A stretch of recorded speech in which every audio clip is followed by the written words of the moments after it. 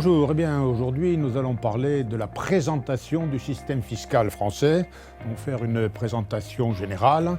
Alors d'abord en replaçant les choses dans leur contexte, c'est-à-dire le contexte des prélèvements obligatoires. Ensuite on verra les impôts proprement dit et puis la répartition des différents impôts. Alors commençons donc par replacer les choses dans leur contexte des prélèvements obligatoires. Parce qu'en réalité, lorsque on examine la situation d'un système fiscal, comme on l'appelle, en réalité, il faut distinguer plusieurs composantes. Il y a d'abord les impôts proprement dit, il y a aussi les cotisations sociales, qui sont recourées par des organismes sociaux, bien entendu, et puis il y a les prélèvements que l'on fait pour le compte des institutions européennes. Or, le prélèvement pour le compte des institutions européennes, ce n'est pas très élevé, une vingtaine de milliards. Alors, ce qui est plus important, bien sûr, ce sont les cotisations sociales ainsi que les impôts. Alors, ce qui est notable, vous voyez, c'est la répartition entre les deux. Nous avons actuellement à peu près 62% des prélèvements obligatoires qui concernent les impôts proprement dit, les cotisations sociales, 38%. Alors, en ce qui concerne les prélèvements eux-mêmes, l'ensemble de ces prélèvements, ça représente, vous voyez, c'est important parce que quand on est des citoyens, c'est-à-dire ça représente 44,7% du PIB, c'est-à-dire ça fait de nous, ça on le sait bien d'ailleurs, ça fait de nous presque les champions du monde des prélèvements obligatoires. Donc retenons ceci parce que c'est important après, quand on parle de la technique fiscale, il est tout de même très important en tant que citoyen, je dirais encore une fois, d'avoir présent à l'esprit ceci. Alors ici, nous parlerons et nous n'étudierons que les impôts, puisque les cotisations sociales, bien sûr, ça relève d'autres enseignements. Alors, sur les impôts proprement dits. Alors, il y a d'abord une définition, la définition juridique, qui est la définition classique en la matière. Vous voyez, qu'est-ce qu'un impôt? C'est un prélèvement qui est obligatoire, ça tout le monde le sait, qui est pécuniaire, ça se paie en espèces, il n'y a plus maintenant d'impôt en nature. Il y en a eu à une certaine époque, maintenant c'est terminé. Alors, c'est un impôt, c'est définitif, en principe, ça ne se rembourse pas, et ça, c'est sans contrepartie immédiate. C'est-à-dire qu'en réalité, les impôts, vous voyez, ça sert à financer toutes les dépenses de l'État ou des collectivités locales, ils y reviendront, c'est-à-dire toutes les dépenses qu'on peut qualifier de services publics ou de dépenses d'intérêt général. Il n'y a pas une contrepartie directe. Le fait en payant ses impôts, on bénéficie tout de même, par exemple, de la protection de la police, des choses de ce genre, mais il n'y a pas une contrepartie qui est une contrepartie directe. Alors, c'est cette définition classique qui permettait traditionnellement de distinguer les impôts des cotisations sociales, notamment.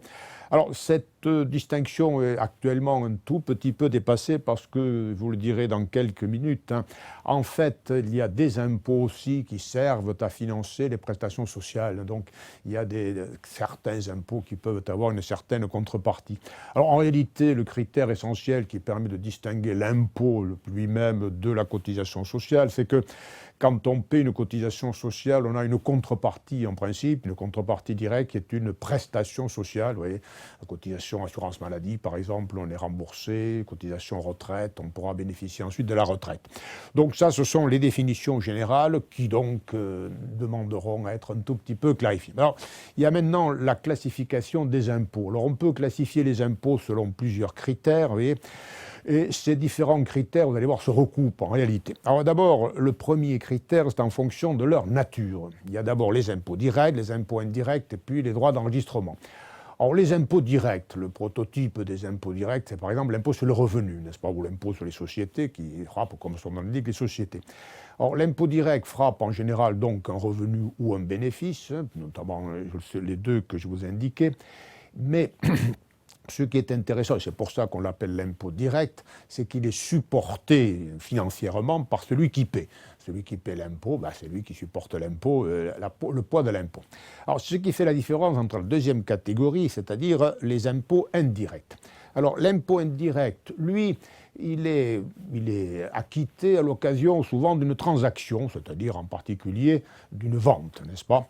Alors, le prototype de l'impôt indirect, c'est évidemment la TVA.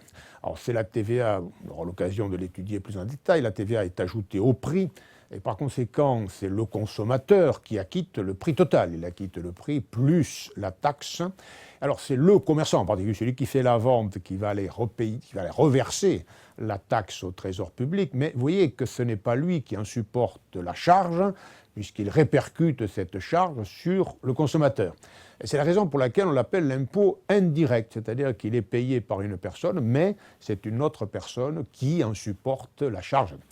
Quant aux droits d'enregistrement, qui sont moins importants quantitativement que les deux précédents, les droits d'enregistrement traditionnellement frappent les opérations sur le patrimoine, par exemple les transmissions de patrimoine, les droits de succession, par exemple, le droit de donation, ainsi que les droits de vente, essentiellement les choses sur le patrimoine.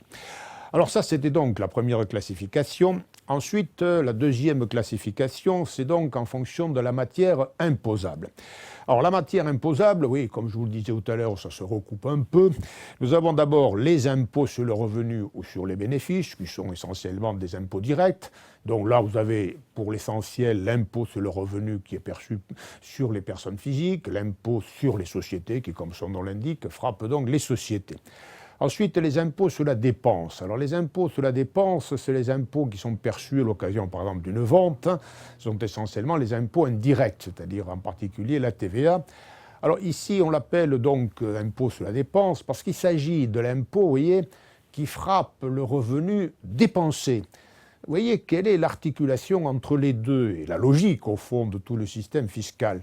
Le revenu, il est imposé d'abord lorsqu'on l'encaisse. On encaisse le revenu et donc là, on doit être imposé à l'impôt sur le revenu. Mais lorsqu'on dépense le revenu, lorsqu'on va faire des achats, vous voyez, là, le commerçant facture la TVA, comme je disais précédemment, facture l'impôt indirect, et donc on est imposé sur ce revenu qui est le revenu dépensé, d'où le terme impôt sur la dépense. Vous voyez, autrefois, le revenu est imposé finalement deux fois, une fois lorsqu'on l'encaisse et puis une autre fois lorsqu'on le dépense.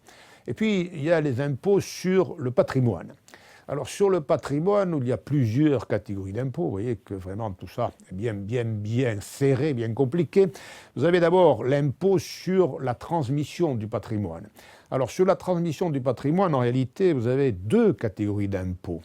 Il y a d'abord les droits d'enregistrement dont je parlais dans la classification précédente, et le droit d'enregistrement qui est acquitté par l'acquéreur, c'est-à-dire par exemple en cas d'une vente, l'acquéreur de l'immeuble doit, sous certaines conditions, acquitter un impôt. En cas de droit de succession, par exemple, ce sont les héritiers qui doivent payer bien sûr les droits de succession. Donc vous avez d'abord l'impôt qui est payé par l'acquéreur, mais lors de la transaction de patrimoine, il peut y avoir également un impôt qui est payé par le vendeur si le vendeur réalise un profit à l'occasion de la cession. Par exemple, quelqu'un qui vend un immeuble et qui le vend plus cher qu'il ne l'a acheté, c'est-à-dire il fait une plus-value. Et donc cette plus-value, nous le verrons, est également imposable. Autrement dit, la transmission du patrimoine peut générer deux catégories d'impôts. Un pour l'acquéreur, c'est le droit d'enregistrement, et puis l'autre pour le vendeur, c'est l'impôt sur la plus-value. Ensuite, il y a, toujours pour les impôts sur le patrimoine, il y a les impôts sur les revenus procurés par le patrimoine. Et alors là, bien sûr, par exemple, vous avez les revenus sur le patrimoine immobilier, ce seront les loyers, par exemple, mais vous avez aussi les impôts sur les revenus du patrimoine mobilier, sur les valeurs mobilières, c'est-à-dire, par exemple, les dividendes ou les intérêts qui sont évidemment également imposables. Et ensuite, troisième catégorie d'imposition que nous connaissons aussi en France, sur le patrimoine, c'est l'imposition sur la détention du patrimoine. Car en réalité, là, il s'agit d'un impôt qui porte uniquement sur le fait qu'on détient un patrimoine, et là, c'est l'impôt sur la fortune. Alors, l'impôt sur la fortune a été modifié assez sensiblement à compter de cette année, 2018, mais il existe toujours, sauf que, nous aurons l'occasion d'en reparler, il s'agit d'un impôt qui s'appelle l'impôt sur la fortune immobilière, qui, comme son nom l'indique, bien sûr, ne frappe que la fortune immobilière. Donc, vous voyez, toute une deuxième série de classifications, évidemment, qui se recoupe avec la première. Alors, troisième série de classifications, c'est en fonction des collectivités bénéficiaires. Qu'est-ce qui encaisse? Alors, vous avez trois cas. Vous avez les impôts d'État, les impôts locaux, les impôts perçus au profit d'organismes sociaux. Alors, les impôts d'État. Alors, les impôts d'État, d'abord, ce sont les plus importants. J'y reviendrai dans un instant. L'État encaisse d'abord les grands impôts directs, comme l'impôt sur le revenu ou comme l'impôt sur les sociétés. L'État encaisse également la TVA, une bonne partie de la TVA d'ailleurs, et puis l'État encaisse une partie aussi des droits d'enregistrement, c'est-à-dire en particulier notamment les droits de succession sont perçus par l'État. Donc les impôts perçus par l'État, évidemment, vous le devinez, ce sont les plus importants. Ensuite, il y a les impôts locaux. Alors pour les impôts locaux sont perçus, bien sûr, comme leur nom l'indique, par les collectivités territoriales. Alors les collectivités territoriales, vous savez qu'à l'heure actuelle, en fait, il y a les communes, mais essentiellement les communautés de communes, hein, les regroupements de communes, il y a les départements et puis il y a les régions. Alors là, les difficultés sont relativement importantes sur le plan technique parce qu'il y a, en l'état actuel des choses, un enchevêtrement, je dirais, des impôts perçus par ces collectivités. Le gouvernement est en train de réfléchir à une réforme. Enfin, en 2 mots, quelle est la situation actuelle, n'est-ce pas? Alors, si l'on part de la base communes ou communautés de communes, les communautés de communes perçoivent d'abord des impôts directs. Alors, des impôts directs, notamment sur les particuliers, la taxe d'habitation, qui est, comme son nom l'indique, due par quelqu'un qui a une habitation à sa disposition, la taxe foncière, qui est perçue sur les propriétaires d'immobilier, et puis ça, c'est les particuliers essentiellement, et puis les communes ou communautés de communes encaissent une partie du moins de certains impôts sur les entreprises. Alors ils encaissent la contribution foncière des entreprises, qui frappe, comme son nom l'indique, des immeubles possédés par les entreprises, et puis ils encaissent également une fraction de la cotisation sur la valeur ajoutée des entreprises. Une fraction, parce que vous allez voir, cette cotisation est divisée entre plusieurs collectivités. Alors les communes et les communautés encaissent outre ces impôts directs, ils encaissent également quelques impôts, disons indirects, tels que par exemple des conventions d'assurance, des taxes particulières. Ensuite, vous avez les départements. Alors les départements encaissent en l'état actuel des choses une partie de la taxe foncière et puis une fraction de la cotisation sur la valeur ajoutée des entreprises. Et puis ils encaissent également une bonne partie des droits sur les ventes, des droits de mutation sur les ventes, droits d'enregistrement sur les ventes. Ensuite, il y a les régions. Les régions encaissent pour l'essentiel une fraction de la cotisation sur la valeur ajoutée des entreprises. Donc, comme vous le constatez, je le disais à l'instant, un grand enchevêtrement finalement de choses, parce que, comme vous avez pu le constater, effectivement, les impôts sont divisés, une partie à l'un, une partie à l'autre. Donc là, comme je vous disais, le gouvernement est en train d'essayer de clarifier tout ça. Mais ça pose d'énormes problèmes politiques, vous le savez, il suffit d'ailleurs de lire la presse à cet égard. Alors, la troisième catégorie, c'est les impôts perçus au profit d'organismes sociaux. Alors ça c'est l'évolution. C'est l'évolution qui est la plus spectaculaire depuis quelques années. C'est-à-dire que de plus en plus, les prestations sociales reviennent cher, ça c'est bien connu, et par conséquent, les cotisations sociales ne suffisent plus pour financer ces prestations sociales, donc il faut leur affecter des impôts ou des prélèvements équivalents. Alors, par exemple, ici, et notamment la grande réforme depuis 1990, c'est la création de la CSG, la contribution sociale généralisée. Alors, cette CSG, du point de vue juridique, est-ce que c'est un impôt, est-ce que c'est une cotisation sociale? Bon, ce n'est pas très important. Vous voyez, tout à l'heure, je vous disais que la distinction entre la cotisation sociale et l'impôt a un peu évolué. La CSG en est évidemment l'illustration. Est-ce que c'est un impôt, est-ce que c'est une cotisation? Bon, on en discute, peu importe à la limite. Ça sert, cette cotisation sociale sur laquelle nous reviendrons, que nous étudierons sur le plan technique, elle sert à financer une partie des prestations sociales, elle rapporte énormément d'ailleurs, plus de 100 milliards d'euros. Et donc ça c'est un des impôts assimilés qui est perçu au profit des organismes sociaux, mais il y en a d'autres, vous voyez. C'est-à-dire qu'une fraction de la TVA est également affectée au financement des prestations sociales, et puis également des impôts, par exemple, comme le droit ou les taxes sur les tabacs, puisque c'est logique d'ailleurs, hein, parce que le tabac affecte la santé, donc il est normal que le produit de cette taxe sur les tabacs puisse servir à financer certaines dépenses sociales. Donc, vous voyez, une grande hétérogénéité. Alors, pour terminer cette brève présentation, deux remarques. D'abord, évidemment, une grosse prépondérance des impôts d'État. En chiffres ronds, hein, ce n'est pas la peine de retenir tous ces chiffres, mais un peu plus de 300 milliards pour les impôts d'État. Pour les impôts locaux, on tourne aux alentours de 130, 137, 170 pour les impôts qui sont affectés aux organismes sociaux. Ensuite, il y a la prépondérance des impôts indirects. Alors en réalité, le plus grand impôt français, c'est bien connu, c'est la TVA.